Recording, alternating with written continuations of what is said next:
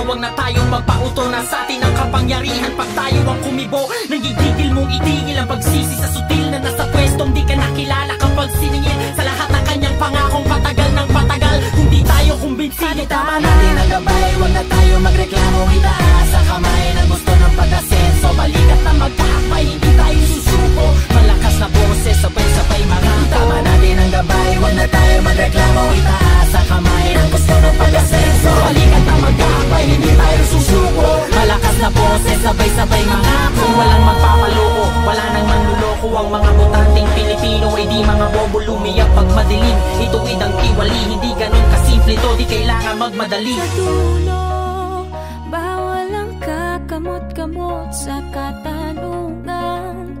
Harap-harap ang iaabot, sinong pinili